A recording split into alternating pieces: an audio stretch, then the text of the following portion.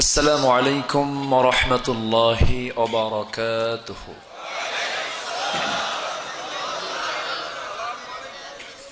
إن الحمد لله الأكرم الذي خلق الإنسان وكرمه وعلمه من البيان ما لم يعلم، فسبحان الذي لا يحصى امتنانه باللسان ولا بالقلم. نشهد أن لا إله إلا الله وحده لا شريك له، ونشهد أن سيدنا وحبيبنا ومولانا محمدا عبده ورسوله الذي أرسله بالحق بشيرا ونذيرا وداعيا إلى الله بإذنه وسراجا وقمرا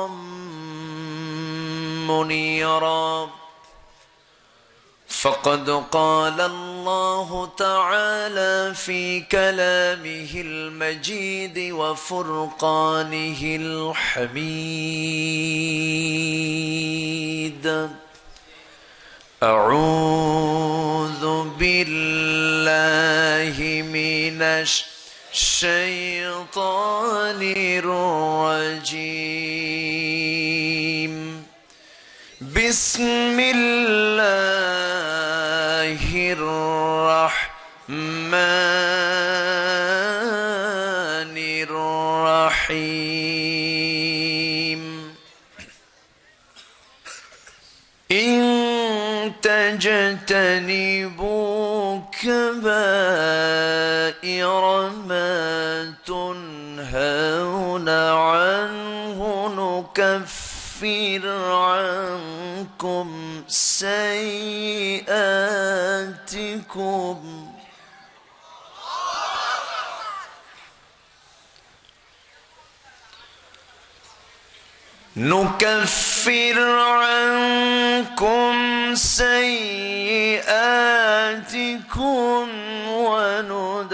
وندخلكم مدخلا كريما.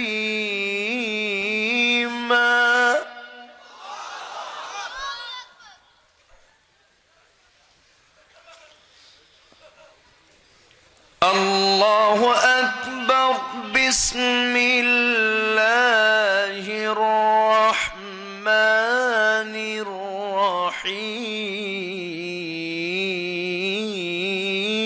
الرحيم.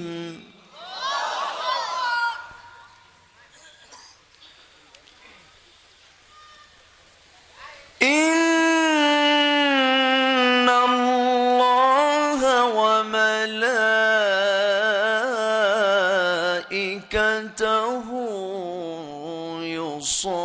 يصلون على النبي.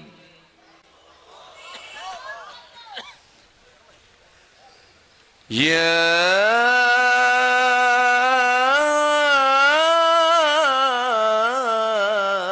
أيها الذين آمنوا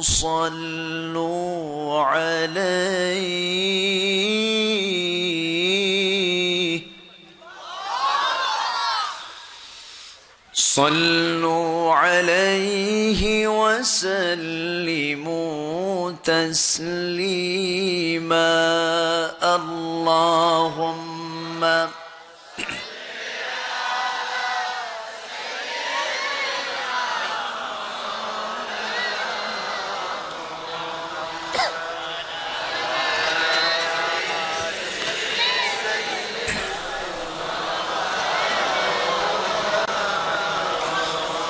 একটু মোহাব্বত দিয়ে নবীর প্রেমে মাতোয়ারা হয়ে জবান খুলে উচ্চ আওয়াজে সবাই বলুন আল্লাহুম্মা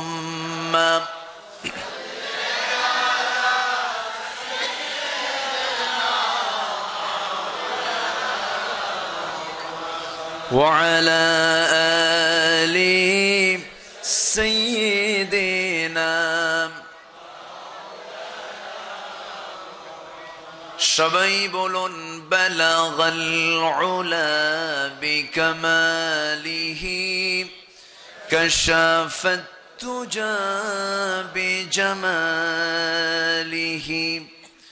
হাসনাত জামিউ খিসালিহি সাল্লু مشرق حب محمد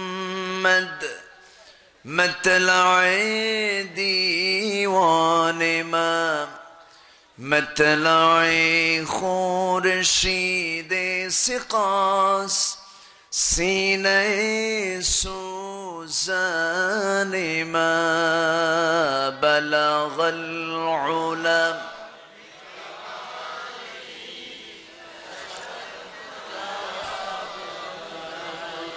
حسنت جميع خصاله صلوا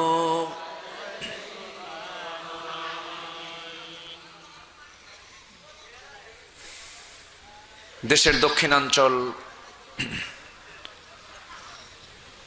লক্ষ্মীপুর জেলার রায়পুর উপজেলার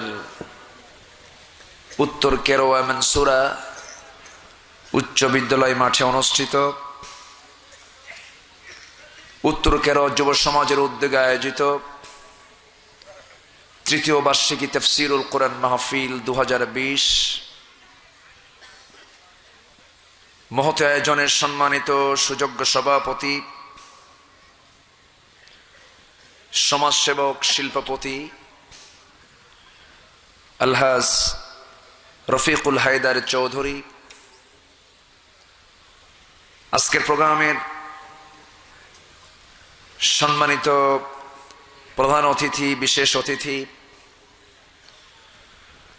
আমার পূর্বে কথা বলেছেন মাওলানা বুরহান উদ্দিন,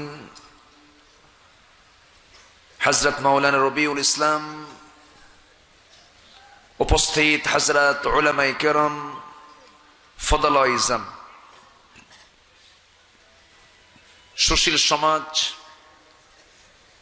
নাগরিক তৈরির কারিগর, জাতির শ্রেষ্ঠ সন্তান, শিক্ষক মণ্ডলী, জাতির বিবেক সাংবাদিক বৃন্দ, সামনে উপস্থিত দূরে ও কাছের বিভিন্ন স্থান থেকে ছুটে আসা আজকের এই মহৎ আয়োজনের প্রধান আকর্ষণ, যাদেরকে নিয়ে এই সাজানো ফুল বাগান, আমার প্রাণ প্রিয় সম্মানিত কালেমার ঝান্ডাবাহী দ্বীনি ভাইরা, আড়ালে বসে আছেন শ্রদ্ধেয়া সম্মানিতা মা বোনেরা।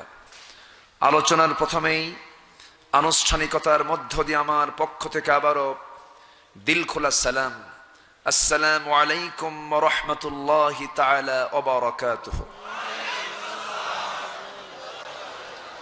সালামের জবাবটি দুর্বল মনে হলো, ঠান্ডা লেগেছে? আসসালামু আলাইকুম ওয়া রাহমাতুল্লাহ। আল্লাহর মেহেরবানি যে মহান আল্লাহ সুবহানাহু ওয়া তাআলা দীর্ঘ একটি বছর পর আবার একই মাঠে সাক্ষাতের সুযোগ করে দিয়েছেন, কোরআনের এই ফুল বাগানের ফুল হওয়ার তৌফিক দিয়েছেন। এমন সাজানো বাগানের আমরা এক একজন প্রার্থী হতে পেরেছি, আসতে পেরেছি এমন একটি বরকতপূর্ণ জায়গায়।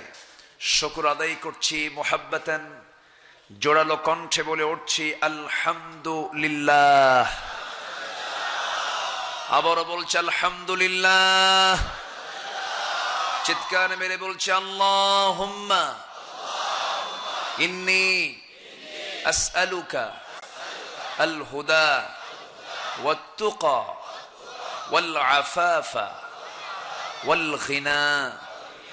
সবাই বলি আল্লাহুম্মা লাকা আসলামতু ওয়া বিকা আমানতু ওয়া আলাইকা তাওয়াক্কালতু ওয়া ইলাইকা আনাবতু ওয়া বিকা খাসামতু।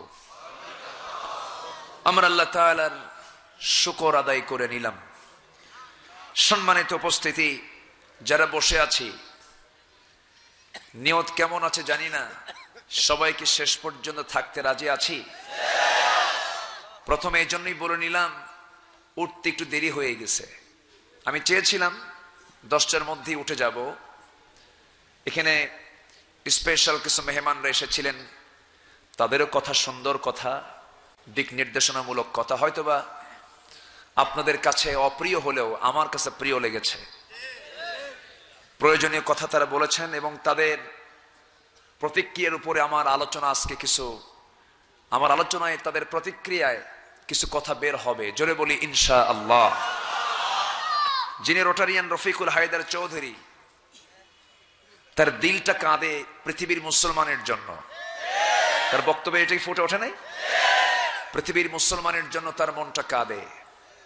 কিন্তু অনেক মুসলমান আছে যারা মুসলমানের কষ্টে মুসলমান রূপ নিয়ে তারা হাসে। আছে না নাই? যে মুসলমানের হৃদয়ে অন্য মুসলমানের দরদ থাকবে না, সে কি মুসলমান? সে কি প্রকৃত মুসলমান হতে পারে? মুসলিম জাতি একটি দেহের মতো। এটা আমার কথা না, নবীর কথা। কিন্তু এই চেতনা মুসলমানের ভিতর থেকে দিন দিন বাড়ছে না কমছে? বাড়ছে না কমছে? ইন্নামাল মুমিনুনা ইখওয়া, মুমিনরা পরস্পর ভাই ভাই। এটা কার কথা? এবং সংশোধন করে নাও, এটাও কার কথা? আল্লাহর কথা। আল্লাহ পাক নিজে সরাসরি কোরআনে বলে দিয়েছেন। সম্মানিত ভাইয়েরা, কিন্তু আজকে মুসলমানদের এই ক্রান্তি লগ্নে গোটা পৃথিবীর যেদিকেই তাকান আপনি, মার খাচ্ছে কারা? সন্ত্রাসী নাম দিয়েছে কাদের? জঙ্গির ধর্ম ইসলাম দিয়েছে, ঠিক কিনা?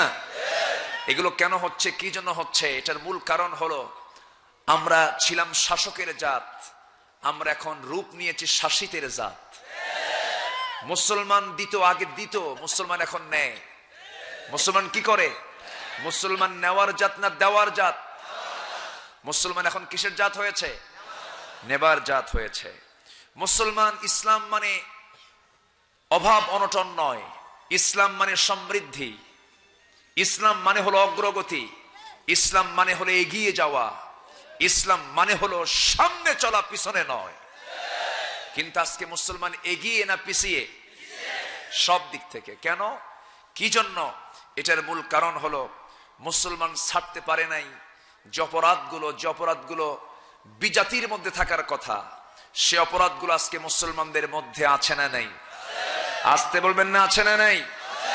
আমি আলোচনার সূচনায় আজকে আমি এই বছর এই প্রথমই এই আয়াতটা আমি নিয়েছি আজকের আলোচনায়। প্রথম আমি সূরা নিসার একটি আয়াত আমি তেলাওয়াত করেছি, যদিও ছোট্ট আয়াত, কিন্তু আলোচনা বিশদ, অনেক লম্বা সময় লাগবে। আমাকে লম্বা সময় দিবেন? সবাইকে দিতে রাজি আছেন? জোরে বলি ইনশাআল্লাহ। আরো জোরে বলি ইনশাআল্লাহ। সম্মানিত ভাইয়েরা, এলেম কালাম তো আমার তেমন নেই, মানুষ ডাকে আসি। ওই ছোটবেলায় আব্বার সঙ্গে কাঁচা বাজারে যেতাম। আগে তো মাপতো দাড়ি পাল্লা দিয়া, আর পাশে থাকতে হলো বাটখারা। 5 KG, 4 KG, 3 KG, 2 KG, 1 KG, 500 গ্রাম, 200 গ্রাম, 100 গ্রাম, 50 গ্রাম, এর উপরে 20 গ্রাম। তো 20 গ্রাম উপরে থাকে না 5 কেজি উপরে থাকে? বলেন, 20 গ্রাম উপরে। বেশি ওজন যেটা সেটা সবার নিচে থাকে। তা আমি হলাম মাত্র 20 গ্রাম উপরে আছি। এলেম তেমন নেই, কিন্তু উপরে রাখে মানুষ। এই জন্য এলেম শূন্য, আমার তেমন এলেম কালাম নেই। কারণ লক্ষ্মীপুর হচ্ছে আলেমদের ঘাঁটি। বলি আলহামদুলিল্লাহ। লক্ষ্মীপুর, নোয়াখালী হলো আলেমদের অঞ্চল। বলি আলহামদুলিল্লাহ। গোটা দেশের নেতৃত্ব দিচ্ছে আলেমদের, এই অঞ্চলের আলেমরা। লক্ষ্মীপুরের নাম শুনলেই মনে হয় লুৎফর রহমানের কথা। আল্লাহু আকবার। কোরআনের এক জীবন্ত পাখি, যখন এক একটা কথা যেন মনে হয় মুক্তা ঝরছে। আল্লাহু আকবার। সম্মানিত ভাইয়েরা, সম্মানিত বন্ধুগণ, সেই জনপদে এসেছি। গতবারও এসেছিলাম, এবারও এসেছি। কিছু কথা শোনাতে চাচ্ছি, শুনতে রাজি আছি তো? শুনবে তো তারাই যারা কোরআনের পক্ষের মানুষ, শুনবে না তারাই যারা মুনাফিক শ্রেণী। মুনাফিক আমার দেশে আছে না নাই? লক্ষ্মীপুরে নাই? লক্ষ্মীপুরও আছে। এই আলেমদের দেশেও মুনাফিক আছে। রাসূলও যেখানে ছিলেন সেখানে মুনাফিক ছিল কি ছিল না? নবীর পিছনে নামাজ পড়ে নাই? পড়ে নাই? নামাজ পড়েছে কিন্তু জিহাদে যায় নাই, ঠিক কি না? মসজিদে ছিল, ময়দানে নাই। এমন লোক বাংলার জমিন একটাও নাই। আসতে বলবেন না, আছে না নাই? মসজিদে সর্বক্ষণ থাকার জায়গা? মসজিদে বেশিক্ষণ থাকার জায়গা? মসজিদে বেশিক্ষণ না বাইরে বেশিক্ষণ? বাইরে কি ইবাদত নাই? মসজিদ আর কতক্ষণ? মসজিদে সেজদার জায়গা, মসজিদ থেকেই বের হতে হয়। মসজিদে কতক্ষণ থাকি আমরা? ফাইদা কুদিয়াতিস সালাতু ফান্তাশিরু ফিল আরদি ওয়াবতাগু মিন ফাদলিল্লাহ ওয়াযকুরুল্লাহা কাসীরান লাআল্লাকুম তুফলিহুন। জোরে বলি আল্লাহু আকবার। নামাজ আদায় হয়ে গেছে, মসজিদে আর তোমার থাকার প্রয়োজন নাই, টান টপলা বান্দার দরকার নাই। মসজিদ থেকে বের হয়ে যাও, তাড়াতাড়ি মসজিদ থেকে বের হও, আর আমার রিজিক তালাশ করো। রিজিক তালাশ করতে গিয়ে বিজনেস করবে, চাকরি করবে, বীমা করবে, ব্যাংক করবে, অফিস করবে, ক্যান্টনমেন্ট চালাবি, সংসদ চালাবি, অ্যাডমিনিস্ট্রেশন চালাবে, প্রশাসন চালাবে। সমস্ত কাজ যখন করতে যাবে, সেই কাজ করতে গিয়ে বান্দা ওয়াযকুরুল্লাহ কাসীরা, আমাকে বেশি করে স্মরণ করবে। খবরদার অবৈধ পন্থা অবলম্বন করবে না। কার কথা? তাহলে নামাজের বাইরে সবগুলো ইবাদতের কি ভিতরে না বাইরে? নামাজ থেকে বের হওয়ার পর বাইরে যে কাজগুলো করলাম সব কি ইবাদতের বাইরে না ভিতরে? ভিতরে না? প্রশাসন, ক্যান্টনমেন্ট, সংসদ, আদালত, অফিস, ব্যাংক, সব ইবাদতের ভিতরে। কিন্তু এটা অনেকে বিশ্বাস করতে চায় না, ঠিক কিনা? এখানে একটা জটিলতা আছে, একটা সমীকরণ। একটা গ্রুপ চায় তারা ইসলামটাকে একটা গণ্ডির মধ্যে আটকিয়ে রাখতে। তারা চায় মসজিদ, মাদ্রাসা, দান, সাদগা, এরপর কি বলে খানকা, দরবার, তারপরে মাজার, এর মধ্যেই ইসলামটা থাকুক। মাঝখান দিয়ে আমরা প্রশাসন চালাই, আমরা ক্যান্টনমেন্ট চালাই, আমরা সংসদ চালাই। এগুলো হচ্ছে দুনিয়াদারি, আর ওগুলো হলো দিনদারি। এরকম পার্ট করার সুযোগ ইসলামে নাই। আসতে বলবেন না, জোরে বলেন, ঠিক কিনা? এই দুটাকে পার্ট করে দেওয়ার জন্য, ভাগ করে দেওয়ার জন্যই আজকে সমাজে দুর্নীতি কম না বেশি? আকাম কুকাম কম না বেশি? জুলুম কম না বেশি? ফুসুক কম না বেশি? ফুজুর কম না বেশি? বেশি। সম্মানিত ভাইয়েরা, তাহলে আল্লাহ বলছেন, বান্দা আমি তোমাকে জান্নাত দেব। আমি যে আয়াত থেকে আমি আলোচনা করতে চাচ্ছি, আয়াতের সংক্ষিপ্ত সার হচ্ছে, আমি তোমাকে জান্নাত দেব, আমি তোমাকে জান্নাতের অফার দিচ্ছি। সুবহানাল্লাহ বলেন। আমরা দুনিয়াতে আসছি কোথায় যাওয়ার জন্য? সবাইকে যেতে রাজি আছি? আমাদের টার্গেট কি? আমাদের মূল লক্ষ্য কি? আমাদের একদম চূড়ান্ত আমাদের ঠিকানা কোথায়? সবাই কি জান্নাত পেতে রাজি আছেন? আসুন আয়াতের দিকে চলে যাই। কষ্ট হচ্ছে? আল্লাহ রাব্বুল আলামিন বলেন, ইন তাজতানিবু কাবাইরা মা তুনহাউনা আনহু নুকাফির আনকুম সাইয়্যাতিকুম ওয়া নুদখিলকুম মুদখালান কারীমা। জোরে বলুন আল্লাহু আকবার। সূরাতুন নিসা আয়াত নম্বর 31। আল্লাহ রাব্বুল আলামিন বলছেন, বান্দা বড় বড় যে গুনাহগুলো আছে সমস্ত গুনাহগুলো থেকে তুমি নিজেকে গুটিয়ে রাখো। যদি গুটিয়ে রাখতে পারো, বড় বড় গুনাহগুলো কি তার লিস্ট যদি ধরা হয় 3 দিন আলোচনা করো শেষ করা যাবে না। তবে মূল 3টা বড় বড় অপরাধ আছে। আল্লাহ এই আয়াত দিয়ে আরেকটি বিষয় আল্লাহ বান্দাকে ক্লিয়ার করে দিচ্ছেন, বান্দা ছোটখাটো ভুলগুলো আমি তোমাকে মাফ করে দেব, ছোটখাটো গুলো আমি তোমার ধরবো না, ছাড় দিয়ে দেব, সব আমি তোমাকে মোচন করে দেব। তবে শর্ত হলো আমি তোমাকে জানিয়ে দিচ্ছি, সাফ সাফ ক্লিয়ার কাট বলছি, বান্দা শোনো, তোমার বড় বড় গুনাহগুলো থেকে নিজেকে যদি বিরত রাখতে পারো, গুটিয়ে রাখতে পারো, আমি তোমাকে সম্মানজনক একটা স্থান তোমাকে দিয়ে দেব। কার কথা? আমার বন্ধুগণ, সেই কবিরা গুনাহ, বড় বড় গুনাহগুলো কি কি? মূল গুনাহ হলো 3টা। মূল গুনাহ কয়টা? 1 নম্বর হলো জুলম, নাম্বার 2 হলো মাসিয়াত ফুসুক, আর নাম্বার 3 হলো বান্দার ফুজুর, বিভিন্ন পাপ কাজে জড়িয়ে পড়ে। 3টার মধ্যে সমস্ত বড় বড় গুনাহ আছে। এর মধ্যে আল্লাহ রাব্বুল আলামিন বলছেন, যারা 1 নম্বরে যারা হক নষ্ট করবে। কি নষ্ট করবে? হক নষ্ট। এক্ষেত্রে আল্লাহর হক আছে না নাই? আছে না নাই? বান্দার হক আছে না নাই? পিতামাতার হক আছে না নাই? মা বড় না বউ বড়? কিন্তু এখন কি বড়? তাই তাই এলাকাতেও তাই।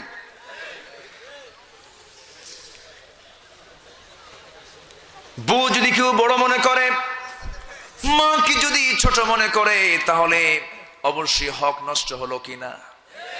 ছোট গুনাহ না বড় গুনাহ? শুধু বড় গুনাহ না, মহা বড় গুনাহ, বিশাল বড় গুনাহ হয়ে গেল। আমার ভাইয়েরা, খরচটার দিকটা যদি বলা হয়, বইয়ের জন্য আগে খরচ করব না মায়ের জন্য আগে খরচ করব? ভালো করে বলেন, এটা কি আমাদের কথা না আল্লাহর কথা? আল্লাহ সুন্দর করে জানিয়ে দিচ্ছেন, ইয়াসআলুনাকা মাযা ইউনফিকুন কুল মা আনফাকতুম মিন খায়রিন ফালিল ওয়ালিদাইনি ওয়াল আকরাবিন। জোরে বলুন আল্লাহু আকবার। হে রাসূল, আপনাকে প্রশ্ন করবে, বান্দা খরচ করবে কোথায় কোথায়? খাতগুলো কি কি? যতগুলো খাত আছে এর মধ্যে 1 নম্বর খাত আল্লাহ পাক বললেন পিতামাতার জন্য। সুবহানাল্লাহ বলবেন না? বউ যদি বলে, সামনে ঈদ আসতেছি, 2 ভরি পেটা স্বর্ণের চেন আপন জুয়েলার্স থেকে নিয়ে আসতে হবেই হবে, দিতে কার্পণ্য হবে না। কিন্তু মা যখন বলবে, বাজান রে, আমার জন্য তোর কাছে দাবি হলো তুই আমার জন্য ঈদের আগ দিয়ে আমার জন্য লাগবে না, আমার 2টা আত্মীয় স্বজন আছে, তাদের জন্য কিছু কাপড় কিনে আনবি। সন্তান এমন আছে, আপত্তি করার লোক আছে না নাই? আসতে বলবেন না, আছে না নাই? আমার ভাইয়েরা, যখন আমরা ছোট ছিলাম, বাবার পকেটটা সন্তানের জন্য ওপেন ছিল, যা ইচ্ছা বাবার পকেট থেকে সন্তান নিতে পেরেছে। কিন্তু আফসোস, সন্তান যখন বড় হয়ে যায়, বাবা যখন শিশু হয়ে যায়, শিশুর হাত বাবার পকেটে খোলা থাকে না, সন্তানের পকেটে খোলা থাকে না। আমি কি ভুল বলছি? এগুলো বিপদের লক্ষণ। এগুলো বান্দার হক নষ্ট করে ফেলা, মার হক নষ্ট করে ফেলা। নামাজ পড়লাম, রোজা রাখলাম, হ্যাঁ ঠিক আছে, কিন্তু মার হকটা নষ্ট হয়ে গেল, বাবার হকটা নষ্ট হয়ে গেল। গুনাহ হলো ছোট গুনাহ না বড় গুনাহ? আসতে বলেন, ছোট গুনাহ না বড় গুনাহ? মারাত্মক গুনাহ হয়ে গেল। আজকের সমাজের সবচেয়ে বড় ক্রাইসিস হলো সামাজিক সম্পর্ক আজকে বিদায়ের পথে। পশ্চিমাদের সবচেয়ে বড় ষড়যন্ত্র হলো ইসলামী পরিবার বা কাঠামো ধ্বংস করতে হবে। পরিবার কাঠামো ধ্বংস হলে সব ধ্বংস হয়ে যাবে। আমার দেশে আজকে বৃদ্ধাশ্রম গড়ে উঠেছে। কয়েকদিন আগে আমি গাজীপুরে গিয়েছিলাম, মাহফিল ছিল, রাস্তার ধারে দেখলাম বৃদ্ধাশ্রম। এর আগেও দেখেছি, সেদিন আবার ঢুকলাম। ঢুকে কিছু মহিলার, কিছু বৃদ্ধা মার এবং বৃদ্ধা বাবার সাক্ষাৎকার নিলাম। সাক্ষাৎকারে বের হয়ে আসলো যে ছেলেদের টাইম নাই বাপকে দেখা, ছেলেদের টাইম নাই মাকে দেখার, কে দেখবে, দেখার মানুষ নাই, এই জন্য এখানে রেখে চলে গেছে। সম্মানিত ভাইয়েরা, যে সন্তানের বৃদ্ধ বয়সে বাবা মাকে দেখার সুযোগ হয় না, ওটা কোনো সুসন্তান নয়, নর পশু। আসতে বলবেন না, জোরে বলেন ঠিক কিনা? এগুলো কথা কি বলার প্রয়োজন আছে জাতির জন্য? প্রয়োজন আছে? সম্মানিত ভাইয়েরা, ওই মহিলার দিকে যখন তাকালাম, বললাম, মা আপনার ছেলে দেখতেও আসে না? কে বাবা, আমার ছেলে প্রায় 1 বছর আমাকে দেখতেও আসে না, আমাকে দেখতেও আসে না। যখন ছিলাম মার পেটে, তখন ওই পেটে থাকার যন্ত্রণা কে সহ্য করেছেন?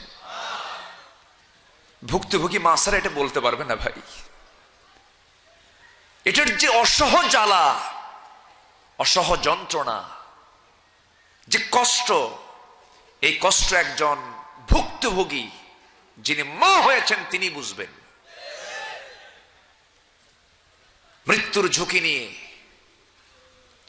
দিনকে দিন, রাতকে রাত পাড়ি দিয়েছেন। যারা স্বামী, হয়তো অনেকে বাবা হয়েছেন, স্ত্রীর দৃশ্য দেখেছেন, তারা একটু হয়তো অবলোকন করতে পারবেন, বুঝতে পারবেন কি কষ্ট, কি নিদারুণ যন্ত্রণা।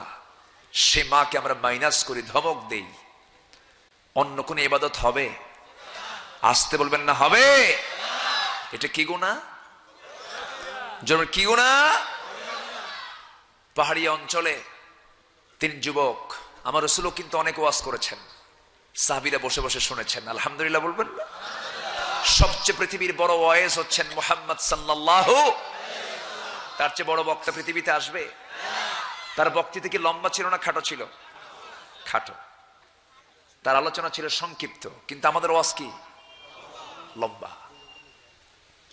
রাসূল কথা বলতেন, বিদায় হজের যে ভাষণ দিয়েছেন নাতি দীর্ঘ, বিদায় হজের ভাষণটা আপনি আবৃত্ত করেন, একটু পড়েন, 20-25 মিনিটে শেষ হয়ে যাবে।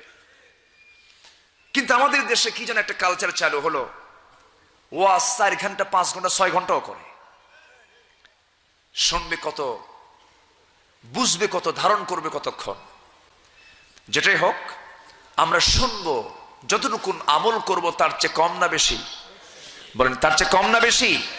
বেশি। শুনবো কম, আমল করব বেশি। কিন্তু আজকে আমরা শুনি বেশি, আমল করি কম। আল্লাহ কোনটা চান? বলেন, আমল কম চান না বেশি চান? আমল বেশি চান। সম্মানিত ভাইয়েরা, আমার রাসূল ওয়াজ করতেছেন, সাহাবায়ে কেরাম সামনে, মাঝে মাঝে সাহাবীরা ওয়াজ করতেন, সুবহানাল্লাহ বলবেন না?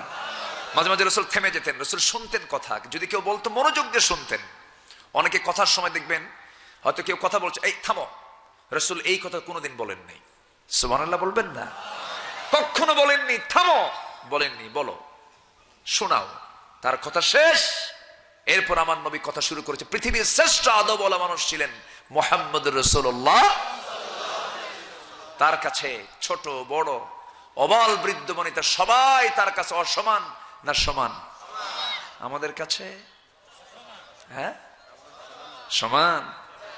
সমান হলে এই হয়। আজকে আমার দেশে আলেমের দাম নাই, জালেমের দাম, ঠিক কিনা? আজকে আলেমকে মূল্যায়ন করা হয় না। কোথায় মূল্যায়ন? এই জাতি মূল্যায়ন করতে পারেনি।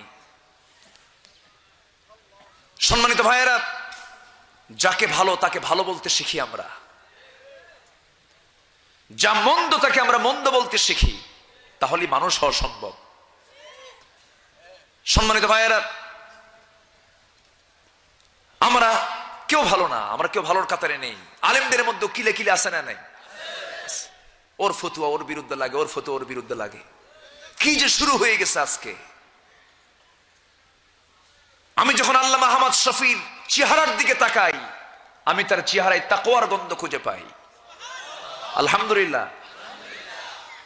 আমি যখন শাইখুল হাদিস আল্লামা আজিজুল হকের ছেলে মামুনুল হকের চেহারার দিকে যখন তাকাই, মনে হয় যুদ্ধের দামামা এখনই শুরু হয়ে যাচ্ছে। আমি যখন আল্লামা সাইদের আলোচনার দিকে তাকাই, তখন যেন মনে হয় কোরআনের বাস্তব রূপ যেন সমাজে ছড়িয়ে পড়ছে। উদার চিত্ত আমরা তৈরি করি, প্রতিহিংসা বন্ধ করি।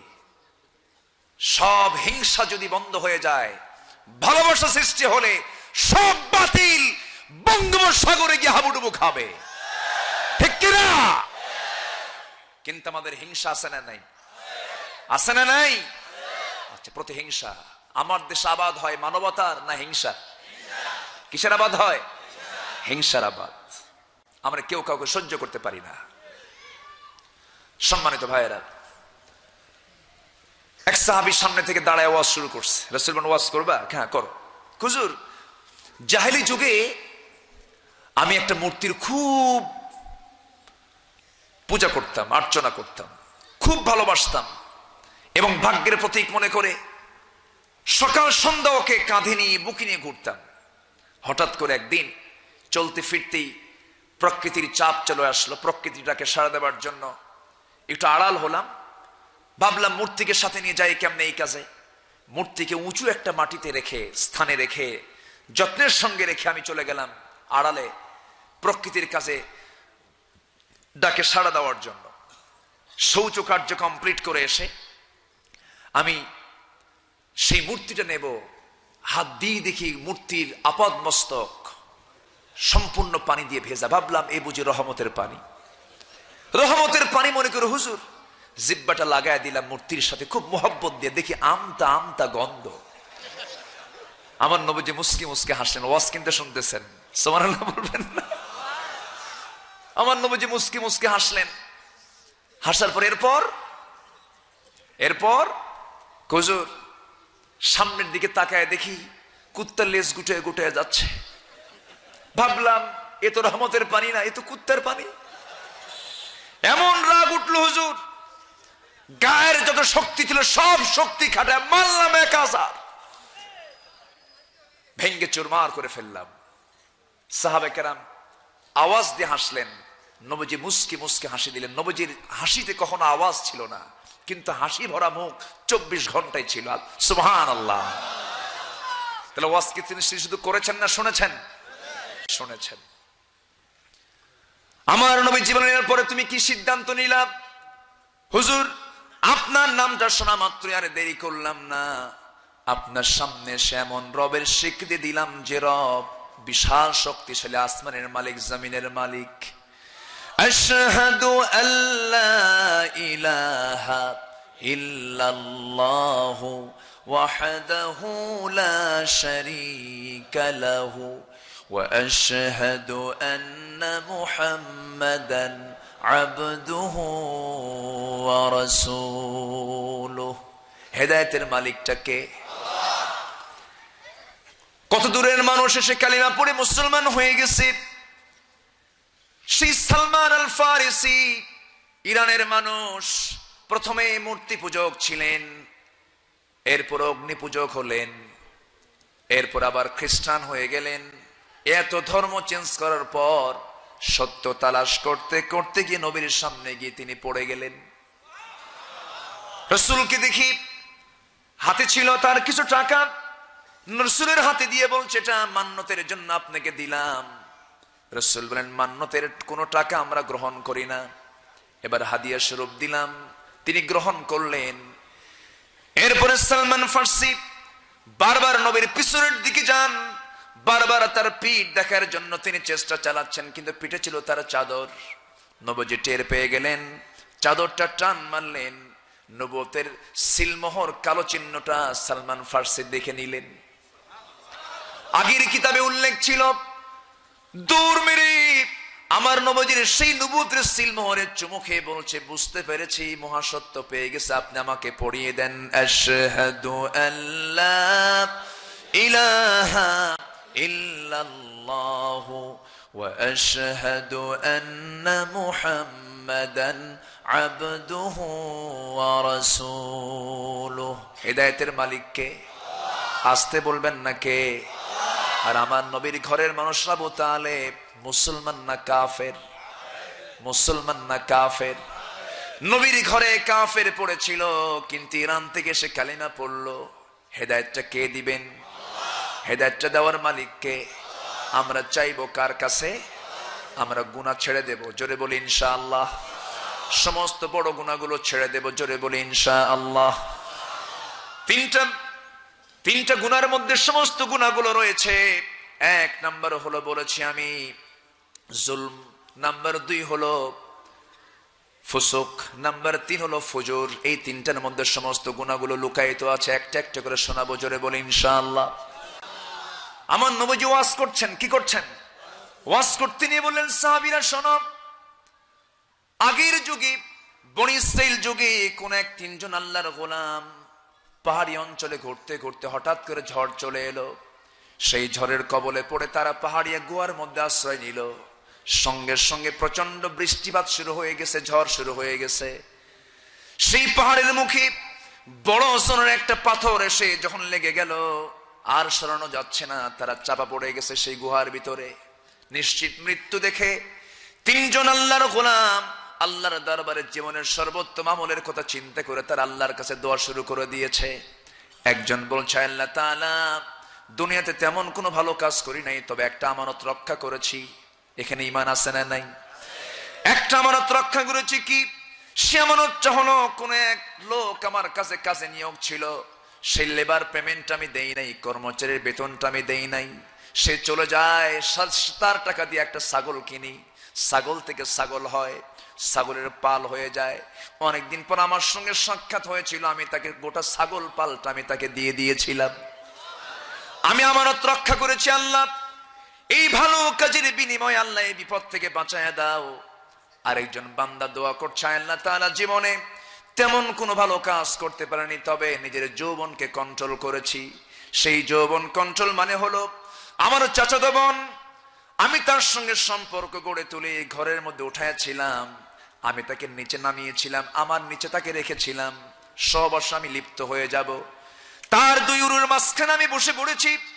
এমন সময় বোনটা আমাকে সতর্ক করছে, আল্লাহকে ভয় করো। আল্লাহ সেই অবস্থান থেকে নিজের যৌবনকে কন্ট্রোল করে সেই জায়গা থেকে আমি উঠে আসছি, জেনার কাজে লিপ্ত হই নাই। এই বিপদ থেকে তুমি আল্লাহ আমারে বাঁচায়া দাও।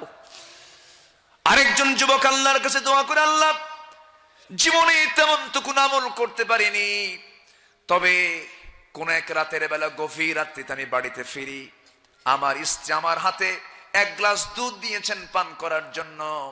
সন্তানও খাবে সেই দুধটা, সন্তান কান্দে, দুধ পান করবে।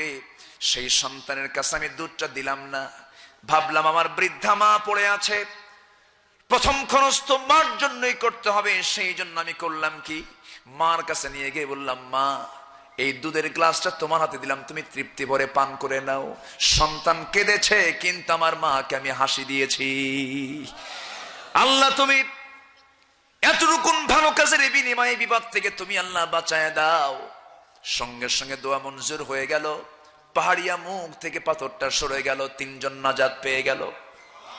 এই ওয়াজ করেছেন কে? বলেন বলেন বলেন।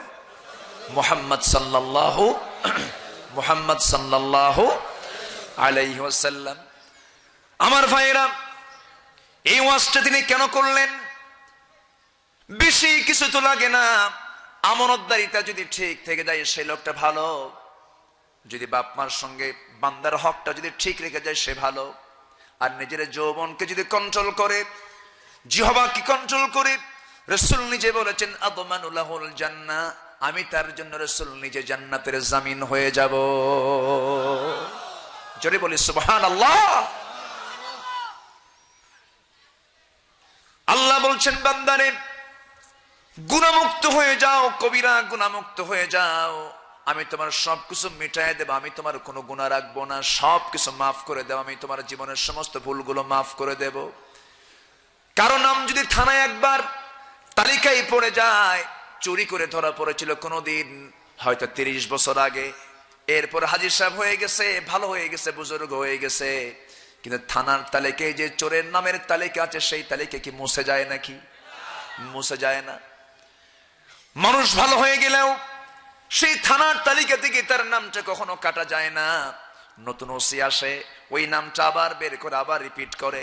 কিন্তু আল্লাহ বলছেন, বান্দারে, আমি তোর এমন রব, আমি তোর এমন প্রভু, বান্দা তুই সমস্ত পাপ কাজকে বর্জন করে আমার সামনে ফিরে দাঁড়াবি, সমস্ত পাপ কাজগুলোকে আমি ভুলে গিয়ে আমি তোকে নিষ্পাপ মাসুম বাচ্চার মতো কোলে মাফ করে দেব। জোরে বলেন সুবহানাল্লাহ। গুনাহমুক্ত করে দেব তোকে। শর্ত হলো ছেড়ে দিতে হবে এই সমস্ত বড় বড় গুনাহগুলো। ছাড়বো সবাই? সবাই ছাড়বো? মা বড় না বউ বড়? বলেন বলেন। বউয়েরা তো আমার ওয়াজে মন খারাপ করবে।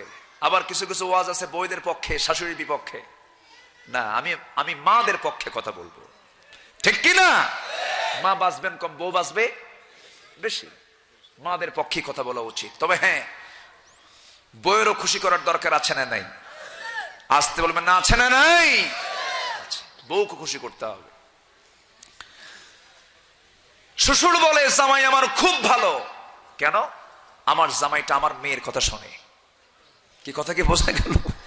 আচ্ছা, এইদিকে বাবা বলে আমার ছেলেটা দারুণ খারাপ হয়ে গেছে, ছেলে আমার বইয়ের কথা শোনে। আসলে কি দুইটাই রাইট? বলেন, দুটা কি রাইট? দুজনের কথা কি সত্য হবে? না, একজনের কথা সত্য হবে। সম্মানিত ভাইয়েরা, সম্মানিত বন্ধুগণ, বউকেও মর্যাদা দিতে হবে, মাকেও মর্যাদা দিতে হবে। সম্মান দুজনকেই ভাগ ভাগ করে দিতে হবে। মার জায়গায় মা, বউয়ের জায়গায় বউ। স্বামী বউ শাশুড়ির গন্ডগোল আছে না নাই? আসতে বলবেন না, আছে না নাই? আছে। গন্ডগোল রীতিমতো লেগেই থাকে। সম্মানিত ভাইয়েরা, স্বামীর দায়িত্ব হলো বউয়ের কাছে এমন কোনো কথা না বলা যাতে তাদের মধ্যে কোনো টক্কর লাগে। আবার মায়ের কাছে এমন কোনো কথা না বলা যেন বউয়ের সঙ্গে তার কোনো টক্কর লেগে যায়। এখানে ম্যানেজ করবে আর রিজালু কাওয়ামুনা আলান নিসা। এখানে পুরুষকে কন্ট্রোল করতে, পরিবারের পরিচালক কি মহিলা না পুরুষ? এখানে দায়িত্ব মহিলার না পুরুষের? পুরুষের। ম্যানেজ করতে হবে, কন্ট্রোল করতে হবে। যেমন করে কন্ট্রোল করেছেন মুহাম্মদুর রাসূলুল্লাহ। তার বউ একজন না একাধিক? একজন না একাধিক? কন্ট্রোল ছিল কি ছিল না?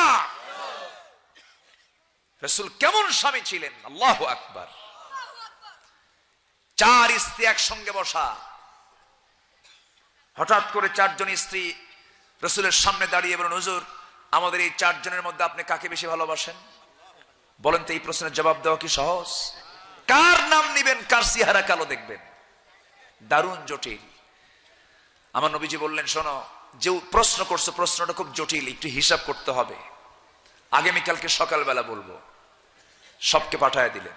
আমার নবীজি হাতের মধ্যে 8টা খেজুর নিলেন। কয়টা? 8টা। 4টা স্ত্রীর জন্য, তাহলে কয়টা করে হয়?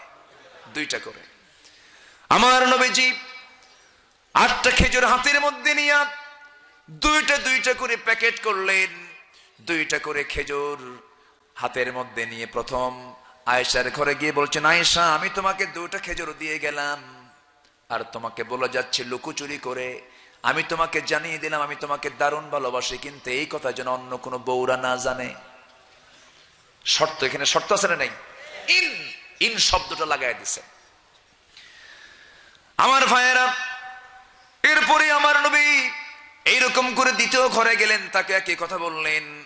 3য় ঘরে গেলেন, তাকে একই কথা বললেন। 4র্থ ঘরে গেলেন, তাকে একই কথা বললেন।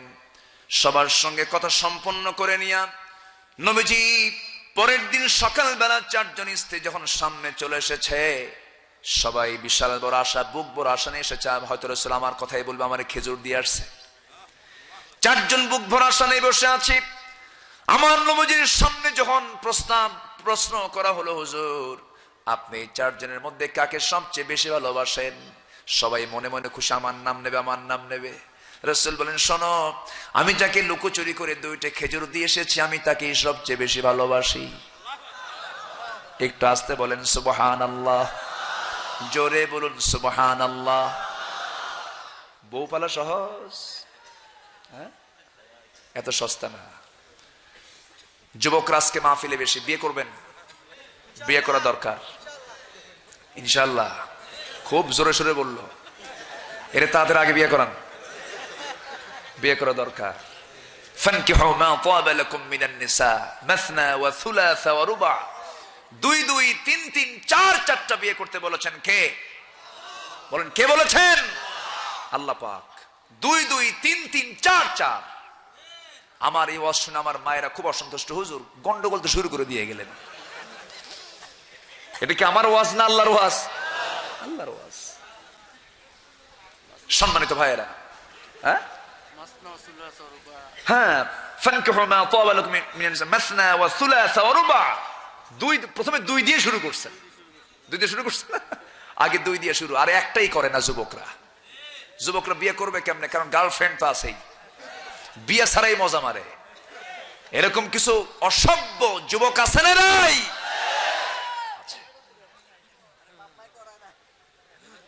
গাছের গোড়ায় গোড়ায় জোড়ায় জোড়ায় বসে, জোড়ায় জোড়ায়। আল্লাহ তো কইছে ওয়া খালাকনাকুম আজওয়াজা, তোমাদের বানাইছে জোড়ায় জোড়ায়, যেন ওরা জোড়ায় জোড়ায় বসে।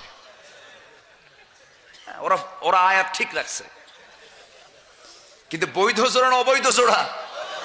বৈধ না অবৈধ? অবৈধ জোড়া। বৈধ জোড়া দিতে হবে। বৈধ জোড়ার পক্ষে কে? আসতে বৈধ জোড়ার পক্ষে কে? স্বামী স্ত্রী যখন মিল থাকে, বসুন, স্বামী স্ত্রীর যখন বন্ধন ঠিক থাকে তখন ওটা হয়ে যায় জান্নাতের টুকরা। জোরে বলি সুবহানাল্লাহ। যখন গন্ডগোল লাগে তখন হয়ে যায় জাহান্নামের টুকরা। মারাত্মক অবস্থা। নারীকে আকর্ষণ করে দিয়েছেন কে? নারীকে পুরুষের জন্য আকর্ষণ করে দিয়েছেন কে? আল্লাহ পাক। আল্লাহ রাব্বুল আলামিন বলেন, যুইনা লিন-নাসি হুব্বুশ শাহাওয়াতি মিনান নিসাই ওয়াল বানিনা ওয়াল কানাতিরিল মুকানতারাতি মিনায-যাহাবি ওয়াল ফিদ্দাতি ওয়াল খাইলিল মুসাওয়ামা والأنعام والحرث ذلك متاع الحياة الدنيا والله عنده حسن المآب। জোরে বলুন আল্লাহু আকবার। মানুষের জন্য মোহগ্রস্ত করা হয়েছে 6টা জিনিস। কি? এর মধ্যে 1 নাম্বার হলো নারী। পুরুষের জন্য নারী, নারীর জন্য পুরুষ। আল্লাহ পাক আকর্ষণ করে দিয়েছেন। আকর্ষণটা কে দিয়ে দিয়েছেন? আদমের প্রতি হাওয়ার টান আছে না নাই? হাওয়ার প্রতি আদমের টান আছে না নাই? এই টানটা দিয়েছেন কে? আল্লাহ দিয়েছেন। আল্লাহ এই টান দেখতে চান অবৈধভাবে না বৈধভাবে? কিন্তু আজকে এই টানটা শুরু হয় বিয়ের আগে না বিয়ের পরে? এখন বিয়ের আগে থেকে প্র্যাকটিস শুরু করে। অভিজ্ঞতা নাই, অভিজ্ঞতা নাকি? এই নোংরামিগুলো করা যাবে না। ছোট গুনাহ না বড় গুনাহ? বলেন বলেন বলেন। আমার সাবজেক্ট বুঝতেছেন তো সবাই? ছোট গুনাহ না বড় গুনাহ? বড় গুনাহ। মারাত্মক গুনাহ, মারাত্মক গুনাহ। এই গুনাহ মাফ হবে না। ও যুবকরা, নারীর দিকে তাকানো যাবে না। মন চাবে তাকাই, সঙ্গে সঙ্গে চোখটা নিচের দিকে নামায় নিতে হবে। ইয়াগুদ্দু মিন আবসারিহিম। হুকুমটা কার? নারীকেও বলছেন তুমিও চোখটা নিচের দিকে নামায় নাও, তুমিও তাকাইও না। কিন্তু মেয়েরা আজকে যখন বাইরে বের হয়, বাসরাতের একটা নারী যেমন বাসর ঘরে যেমন সাজগোজ করে থাকে, এমন করে এখন মেয়েরা বাইরে বের হয় সাজগোজ করে। আমি কি ভুল বলছি? আমি কি ভুল বলছি?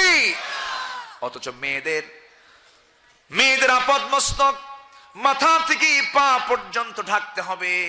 এটা ইসলাম বলে দেয়। জিলবাব একদম মাথা থেকে পা পর্যন্ত। বাইরে যখন বের হবে তখন সেরকম করে ঢেকে বের হবে। কিচ্ছু সে বের করতে পারবে না। প্রয়োজনে হাতটা বের করবে, প্রয়োজনে পাটা বের করতে পারে। লেখার জন্য, কাজের জন্য হাত লাগবে, হাঁটার জন্য পা লাগবে, দেখার জন্য চোখ লাগবে। কিন্তু আপনি যখন খেতে বসবেন তখন তো মুখের প্রয়োজন, শ্বাস প্রশ্বাসের জন্য নাকেরও প্রয়োজন। তবে একটা বিষয়, আপনি যখন কোনো মেয়েকে বিয়ে করার জন্য যখন দেখতে যান তখন সবার আগে কোনটা নজরে আসে? বলেন কোনটা নজরে আসে? মুখটা নজরে আসে। অনেকে বলেন মুখটা না ঢাকলেও চলবে। ভুল কথা, ভুল কথা। মুখটা না ঢাকলেও চলবে এই কথা যদি কেউ বলেন, এটা তাকওয়ার খেলাফ। এটা নিঃসন্দেহে খেলাফ কাজ, ভুল কথা। এটা মানা যাবে না। আমার ভাইরা, যখন কোন নারীর প্রশংসায় পঞ্চমুখ হয়ে যায় কোন যুবক, তখন কিন্তু বলে, এরকম করে প্রশংসা করে, ও প্রিয়া তোমার টানা টানা চোখ, প্রশস্ত কপাল, ভ্রু যুগল, সুন্দর লম্বা নাক, সুন্দর তোমার চিকন চিকন দুটি ঠোঁট, সুন্দর সুন্দর সুন্দর তোমার দাঁতগুলো আমাকে পাগল করে দিয়েছে, ঠিক কিনা? এই জন্য মুখের প্রশংসাই মানুষের মুখে বেশি থাকে। এই জন্য মুখটা ঢাকতে হবে।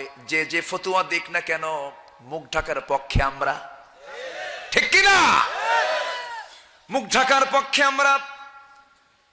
মুখ যদিও সতর বলতে পারবেন না, কিন্তু মুখটা কিন্তু গুরুত্বপূর্ণ বিষয়।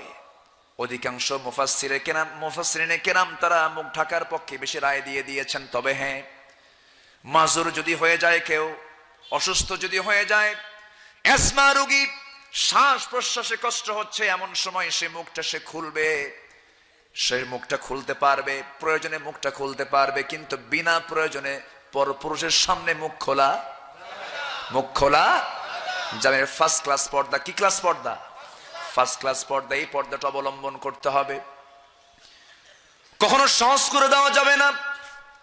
কিন্তু আজকে সেই নারী সমাজ, যে নারী সমাজকে আল্লাহ পাক কত আগে জানায় দিলেন, সেই নারী সমাজ আজকে মুসলমান পরিবারের মেয়েরা আজকে ঘর থেকে বের হচ্ছে অর্ধলগ্ন হয়ে, মাথার চুলটা ছেড়ে দিয়া, পোশাকের কোনো বালাই নাই, পোশাকের কোনো ড্রেস কোড নাই।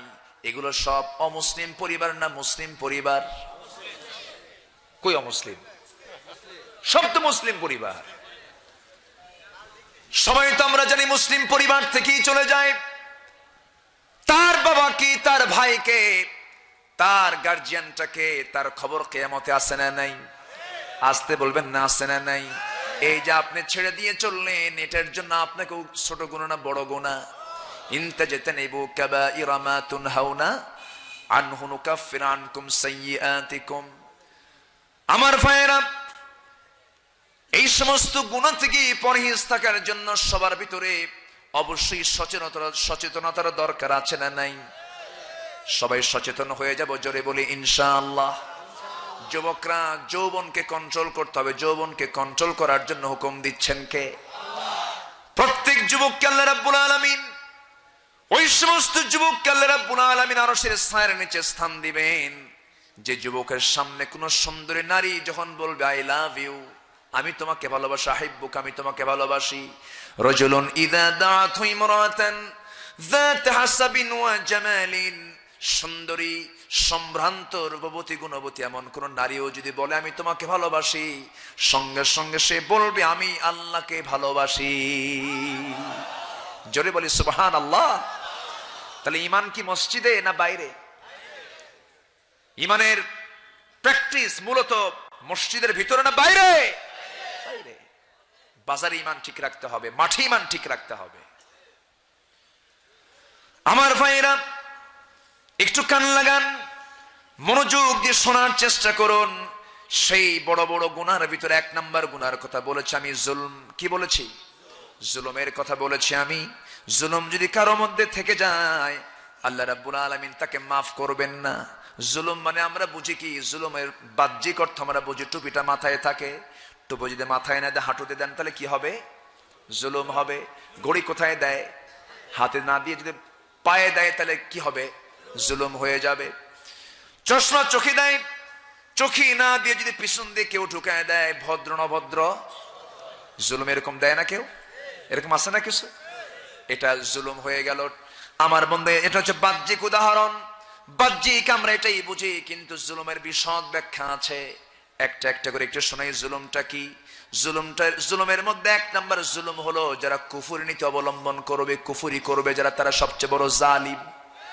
এরকম জালিম বাংলার জমিনে নাই? আসতে বলবেন না, আছে না নাই? ওঠে কেন? আমি কি শেষ করে দেব? এই যে একজন উঠতেছে, হাজত, জরুরত। আচ্ছা, অনেক রাত হয়েছে, শেষ করে দেব নাকি? বলি ইনশাআল্লাহ। জোরে বলি ইনশাআল্লাহ। আমি গত বছর তো এসেছিলাম, খুব মনোযোগের শ্রোতা আপনারা। চলবে? চালাবো? সবাই থাকবো না ভাগবো? থাকতে রাজি? কে করে কে কাজী? দেখা যাক ইনশাআল্লাহ। বলি ইনশাআল্লাহ। আমরা তার জন্য দোয়া করি, আল্লাহ তুমি তাকে সেহাতে কুল্লিয়া দান করো। জোরে বলি আমিন। যখন তিনি কথা বলছিলেন পারতেছেন না, তার শরীর পারে না, কিন্তু তার সাহস অনেক। আল্লাহ তুমি সাহসকে তুমি ইসলামের জন্য কবুল করে নাও। জোরে বলি আমিন। সম্মানিত ভাইয়েরা, জুলুমের পরিচয়টা একটু শোনায় দেই। এরপর আছে হলো ফুসুক, এরপর আছে হলো ফুজুর। তিনটা শুনবেন না সবাই? আচ্ছা, জুলুম হচ্ছে এক নাম্বার, যারা কুফর নীতি গ্রহণ করবে তারা হচ্ছে জালিম। এটা কার কথা? আল্লাহ রাব্বুল আলামিন সুন্দর করে বলছেন, ওয়াল কাফিরুনা হুমুয যালিমুন। যারা কাফের তারাই হলো জালিম। তারা কি? জালিম। কুফর নীতি অবলম্বন করা যাবে না। মুনাফিকি যারা করবে তারাও জালিম। আল্লাহ রাব্বুল আলামিন তাও বলে দিচ্ছেন, আফি কুলুবিহিম মারাদুন আমিরতাবু আম ইয়াখাফুনা আন ইয়াহিফাল্লাহু আলাইহিম ওয়া রাসূলুহু বাল উলাইকা হুমুয যালিমুন।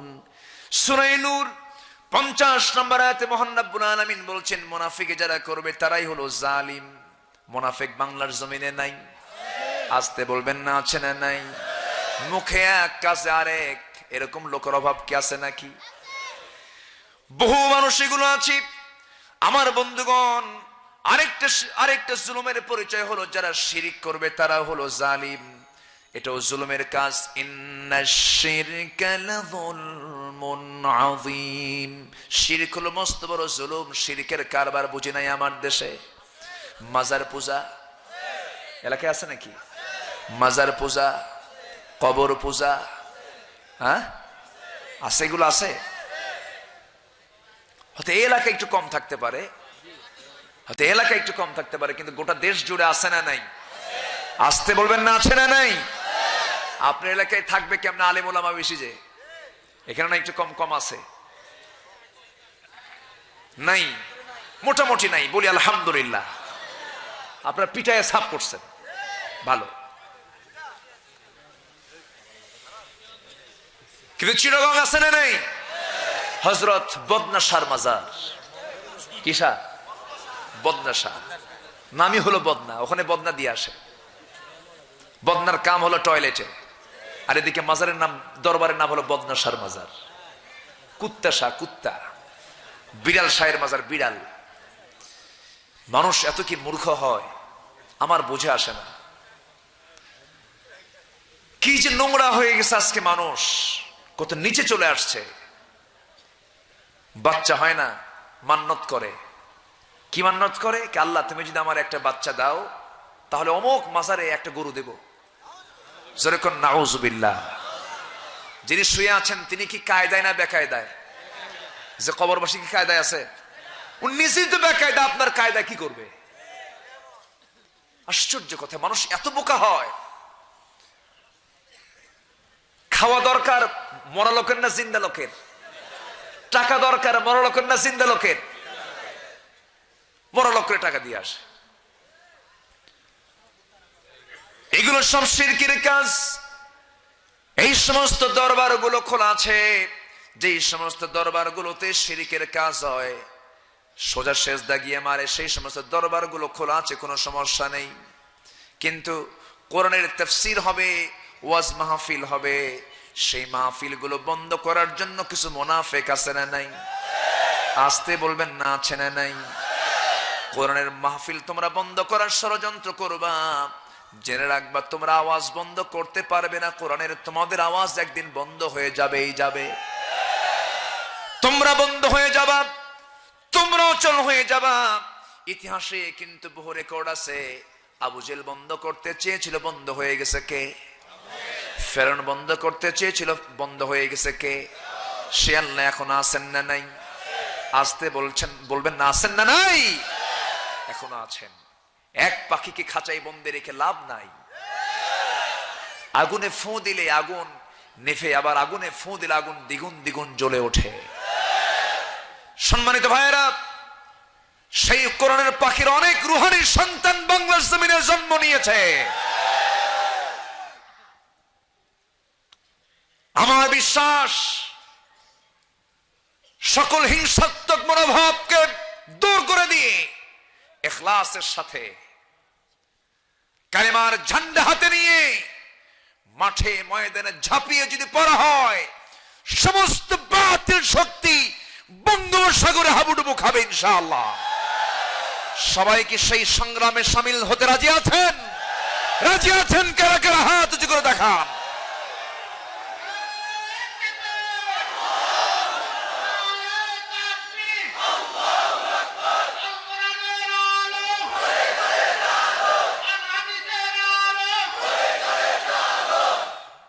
আল্লাহ সবার হাতকে কবুল করুন। আমরা কি বললাম? নারায়ে তাকবীর। নারায়ে বলছি না? এটাকে অনেকে ভুল ব্যাখ্যা করেন।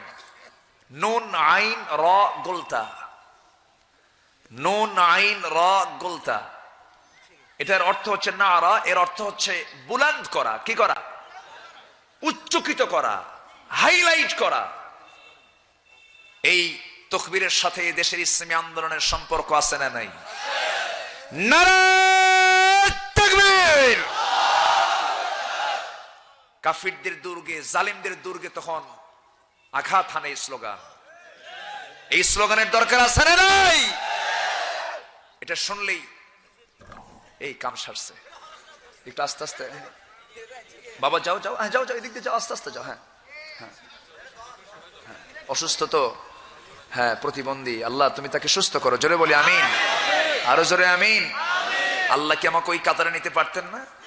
নিতে পারতেন না? আমরা তাদের জন্য দোয়া করি, আল্লাহ তুমি তাকে সুস্থ করে দাও, তার আব্বা আমাকে ধৈর্য ধরার তৌফিক দিয়ে দাও। অনেক প্রতিবন্ধী সন্তান আছে না? আচ্ছা আল্লাহ তুমি আমাদের সবাইকে সুস্থ রাখো, ভালো রাখো। জোরে বলি আমিন। সবচেয়ে বড় নিয়ামত হচ্ছে সুস্থতা। একদিন মুসা আলাইহিস সালাম আল্লাহকে বলছেন, আল্লাহ তোমাকে একটা প্রশ্ন করি। কি প্রশ্ন? আল্লাহ তুমি যদি আল্লাহ না হইয়া আমি যদি আল্লাহ হইতাম। আল্লাহকে তোমার কি মাথা খারাপ নাকি? তুমি কি প্রশ্ন করো? আল্লাহ একটু মনে করো। দেখছেন, আল্লাহরও বুঝায়। যখন সুবহানাল্লাহ, উনি তো এরকম করে আল্লাহর সঙ্গে মজা করে কথা বলতেন। একদিন বসে বসে গল্প করছেন, আল্লাহ একটা কথা বলে কি? আল্লাহ আমি তো ঘুমাই, তুমি কি ঘুমাও না? আল্লাহ বলেন আমি ঘুমালে কি দুনিয়া থাকে? আল্লাহ আমার ঘুম না পারলে মাথা করে, তোমার কি কিছুই ঘোরে না? মানে উনি ওনার লাইনই আছেন। জোরে কোন আল্লাহু আকবার। আল্লাহ বলছেন আমি ঘুমাই কি ঘুমাই না, তোমাকে একটু চেক করব। কি চেক? তুমি এই মুহূর্তে হাতে একটা কাঁচ পাত্র নাও, গ্লাস নাও, হাতে ধরো। গ্লাস হাতে নিয়ে মন খারাপ করে দাঁড়ায় আছেন। আল্লাহ বলছেন মুসা তোমার মন খারাপ কেন? আল্লাহ মন খারাপ হবে না, আমি নবী, আমি একজন রাসূল, আমাকে কিতাবও দিয়েছো, কিতাব ধরতে কও, গ্লাস ধরার কোনো দায়িত্ব হলো?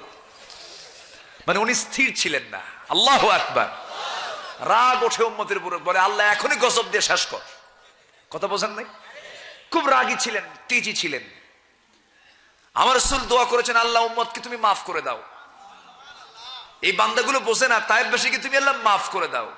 রাসূল ছিলেন উদারতার প্রতীক, উদারতার এক বিশাল পিরামিড। আল্লাহু আকবার।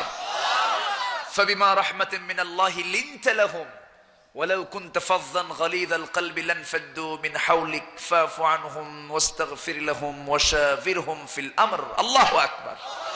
হে রাসূল আপনার কলিজা যদি কঠোর হতো, আপনার হৃদয়টা যদি পাষাণ হতো, কেউ আপনার সামনে আসতোই না। আমি আপনাকে নরম করে দিয়েছি। জোরে বলি সুবহানাল্লাহ। আলাম নাশরাহ লাকা সাদরাক। আল্লাহু আকবার। কিন্তু মুসা ছিলেন একটু ভিন্ন, রাগ খুব ছিল। এই রাগ ছিল হকের পক্ষের রাগ। কিসের পক্ষের? হকের পক্ষের রাগ ছিল তার। সম্মানিত ভাইয়েরা, সেই মুসা আলাইহিস সালাম বলছেন আল্লাহ ধরলাম গ্লাস, ধরেছেন গ্লাস, দিয়েছেন ঘুম। ঘুম যখন আসে তখন কি গ্লাস থাকে? গ্লাস গেছে পড়ে। তন্দ্রাচ্ছন্ন ছিলেন। তন্দ্রা আসছেন, সিনাহ লা তাখুযুহু সিনাতু ওয়ালা নাওম। তন্দ্রা আসছে, পড়ে গেছে। আল্লাহ বললেন দায়িত্ব নাকি ছোট হলো? গ্লাস কেন পড়লো? আল্লাহ গ্লাস পড়ছে আমার দোষে না তোমার দোষে। কেন? গ্লাস ধরার দায়িত্ব দিয়ে আমার আবার ঘুম দিলা কেন? জোরে বলে সুবহানাল্লাহ। মজা করতেন আল্লাহর সাথে, কথা বলতেন। ওয়াকাল্লামাল্লাহু মূসা তাকলিমা। একদিন বলেন আল্লাহ শোনো, আমি তোমাকে একটা প্রশ্ন করব। কি প্রশ্ন? তোমার এই পৃথিবীতে সবচেয়ে নিকৃষ্ট বান্দাটা কে বলো তো, আমি তাকে একটু দেখব। তুমি এখানে দাঁড়াও। দাঁড়াইছে। এক লোক হেঁটে হেঁটে যাচ্ছে, কিন্তু এই লোকটা হচ্ছে নিকৃষ্ট লোক। এবার বলছেন, আল্লাহ আমি একটু দেখতে চাই যে এই পৃথিবীতে সবচেয়ে ভালো বান্দা কে, আমি তাকে একটু দেখতে চাই। বিকেলবেলা ওই লোকটাই যখন সামনে দিয়ে যায়, বলতেছেন এই লোকটাই সবচেয়ে ভালো। একটু আসতে বলেন সুবহানাল্লাহ। মুসা বলছেন, আল্লাহ তোমার কারবার বুঝলাম না, সকালে মন্দ বিকেলে ভালো, এটা কোনো কথা হলো নাকি? আল্লাহু আকবার বলবেন না? অবশ্যই রহস্য আছে না নাই? আসতে বলবেন না, আছে না নাই? আল্লাহর সঙ্গে তিনি এরকম করে কথা বলতেন। আল্লাহ বললেন, মুসা তুমি যে বললে তুমি যদি আল্লাহ হতাম, আমি যদি মুসা হতাম, কি বলো? এবার তিনি বলতেন, আল্লাহ তুমি যদি মুসা হতে, আমি যদি আল্লাহ হতাম, তুমি আমার কাছে কোন জিনিসটা চাইতে বলো তো? মানে উনি বুঝাচ্ছেন যে আমি তোমার কাছে কোন জিনিসটা চাবো। সুবহানাল্লাহ বলবেন না? নিজের চাওয়া বুঝাই নিচ্ছেন কার কাছ থেকে? আল্লাহর কাছ থেকে। এবার তিনি বলছেন, আল্লাহ বলছেন, শোনো যদি এমনটা হতো তাহলে আমি তোমার কাছে চাইতাম সুস্থ দেহ আর দীর্ঘ হায়াত। একটু জোরে বলি সুবহানাল্লাহ। আমার রাসূল আবার এটাকে সুন্দর করে সাজিয়ে বলেছেন, সেই লোকটা বড় ভাগ্যবান যে দীর্ঘ হায়াত পেয়েছে এবং আল্লাহর ইবাদতে কাটিয়ে দিয়েছে। জোরে বলি সুবহানাল্লাহ। এই মানে বান্দাটা আমার এই ওয়াজটা একটু বাড়ায় দিল, এই যে ছেলেটা, তাই না? আমি একটু এইদিকে চলে আসছি। সম্মানিত ভাইয়েরা, সম্মানিত বন্ধুগণ, আল্লাহ বলছেন, মুসা হাতের গ্লাসটা পড়ে গেল, সামান্য তন্দ্রায় তুমি গ্লাসের এই গ্লাসটা তুমি রক্ষা করতে পারলে না। আর গোটা পৃথিবীর রাজত্ব কার হাতে? আসতে বলবেন না, কার হাতে? আছে না আয়াত, আছে না? তাবারাকাল্লাযী বিয়াদিহিল মুলকু ওয়া হুয়া আলা কুল্লি শাইইন কাদির। গোটা পৃথিবীর রাজত্ব আমার হাতের মুঠোয়। আমি যদি ঘুমাই, মুসা তুমিও তো থাকবা না।